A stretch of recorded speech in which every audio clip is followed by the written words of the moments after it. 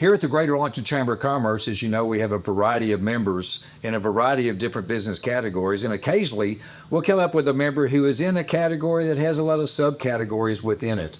Today is one of those days. We had Gary Walker with us. Gary, welcome. How are you? Thank you, Brian. Fine. Appreciate you being here. You have SCM, you got Skywalker Properties, you do a little bit of everything. So when we talk commercial real estate specifically, talk to me about some of the different components of commercial real estate you're into. So I started as a leasing agent, then we built a management and leasing brokerage company. Ended up actually selling that to a group out of New York, but that brand is still around, called SCM Real Estate. And then our investment in property business is Skywalker Property Partners. And under that, we also do some venture investing, Skywalker Venture Partners. So those are the three buckets, with the big one being real estate. Big one is real estate. And I got to back up just Skywalker. Skywalker. Now, it's a unique name for obvious reasons, but how did you come up with that? What's the history of that? You know, we wanted, we are Star Wars fans. We wanted a kind of a memorable brand, and we'd always had fun with our entity names. When we each property buy has to have a separate entity. Okay. And so we decided to have fun with the investment brands. So It's memorable for sure. Right. People probably get a kick out of that, though. They When they do. see that, it's a good conversation It starter. is a great conversation starter, and the brokers in town always remember us. So you're that guy. You're that guy. Well, we're going to talk The about force is very strong with us. the force is strong with this one. Okay. So we're going to talk about a lot of stuff today, but as we see here at the Greater Arlington Chamber of Commerce, I know you have a lot of stuff related to Arlington, but one thing specifically, the building downtown. I mean, you were kind of downtown before downtown became downtown, if that makes sense. The old Vandergrift Buick building, as a guy that grew up here, you own that. Talk to me the story of taking over that building and what you've been able to do with it. Yeah, I mean, we have bought and sold all over the state, in the Valley and Houston and East Texas, but Arlington's where, you know, our home started and still is our heart and home. And so early on, there was guys named Tom Cravens and Gene Patrick and Jerry Jordan got me involved in downtown when it was just a spark in their eye. And I was a young man and eventually decided it was, rather than serve on committees, it was better to try to do renovations. And so that was the first one we did. It was quite an undertaking. It had been boarded up probably 30 years. And we went through the historical commission. It got tax credits for historical restoration, some other city support, and it took about 5 years, but we birthed it, and we still own it, and we own the building next door that Ralph Shelton built. Right. It's striking, and for those of you who don't know, it's the one right downtown Arlington, directly across the street. You walk out the front door of the Arlington Music Hall, you walk right into their parking lot. But it's got that cool mural as well. Is there any story behind that mural? Because it's a fixture for downtown Arlington. It really has become, like, I've seen it in photos all over. Photo ops. You know, a new UTA coach will come and they'll post it. I thought having a mural on that kind of blank wall would be interesting, and they did a great job with it. So they kind of collaborated on design to have a little bit of history, and it turned out great. Well, I like it because so many people talk about how Arlington tears down old buildings and puts in new ones. You took an old building and made it better, and thank you for that. You're welcome. We like the way that's turned out. We got a lot of help, and it turned out great, and we're proud of it. Well, good. And So a couple little things. That corner neon sign is actual neon. A lot of times they build them today, they're LED, and it's a chamber member, Paul Folks, created that sign, and there's real neon on the south side. And then we bought an old Chevy. That was a Chevy dealer, and there's some Chevy hubcaps and other decor inside, and some old photos of when it was a dealership. And so we put the old Chevy out there on the grass. And funny story, at one point a new city staffer tagged it as an abandoned vehicle. Oh, nice. Wanted it to be towed away, and we had to get somebody involved. No, that's art. That's a fixture. That's not an abandoned vehicle. So. Well, you've been doing stuff a long time and probably had a lot of milestones along the way, but you got a pretty big anniversary coming up here soon, don't you? Yeah. What years was it? I think it's 30. 30 years. 30 years of SCMs. Yeah. Yeah. Did you think 30 years ago that you'd still be rolling doing this? Oh, I could really think a year ahead back then. So no, it's been a good run, and Arlington's been a big part of it. Well, and you've been a big part of Arlington. It's worked out well for both of you. The other thing too that's neat about you, both your company, but on a personal level, you and your family, is your involvement with charities. And a lot of that's behind the scenes. People don't know. I know because I know you. But some of the stuff you're out there. But talk to me about why you get so involved with charities, and if you'd like to mention some of the charities you're involved with. Our company mission is making places better, which translates into the physical real estate where we buy them. We're trying to physically improve the look and feel. We're trying to physically make the tenant environment better. Our office, we want it to be a good place to work. And then in the community, we want to do our share. So, we've helped where we can with the Levitt or the library or any of the downtown initiatives.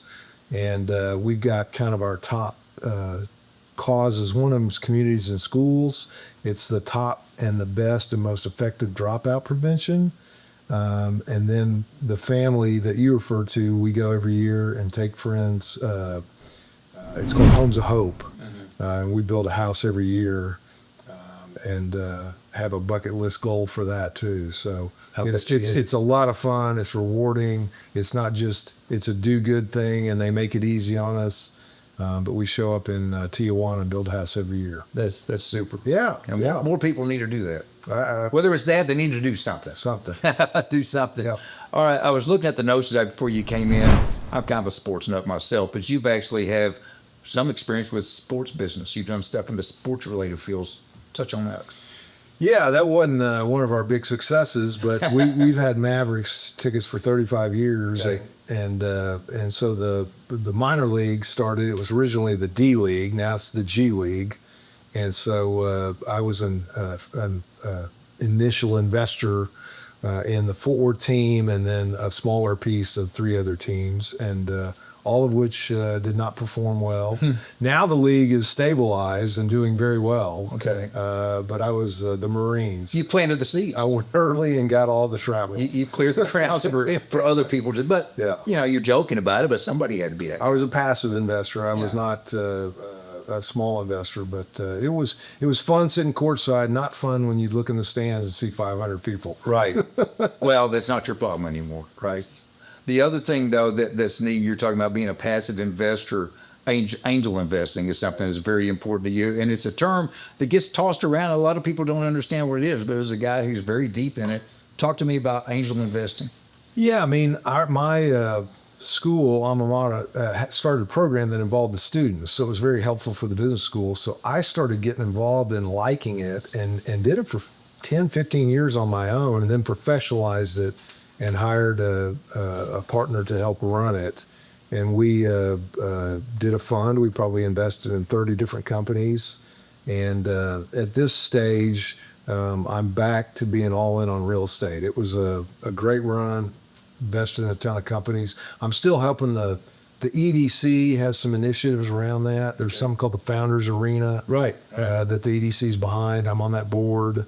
But as far as my own venture, I'm switching back to all real estate. Well, is it fair, or is it too big of a stretch to refer to Shark Tank? It's a little theatrical version of it. Okay. But similar. Similar, but it's important. And being an angel investor, there's a lot of people with some good ideas that just need a little help along the way. And I think there's a lot of people that make the case that it's very stimulating to a local economy. I mean, the EDC's bought in that they want to have that in their toolkit. Innovation, early stage companies, if you get it right, it can be a catalyst. You have been in this market and in this industry so long.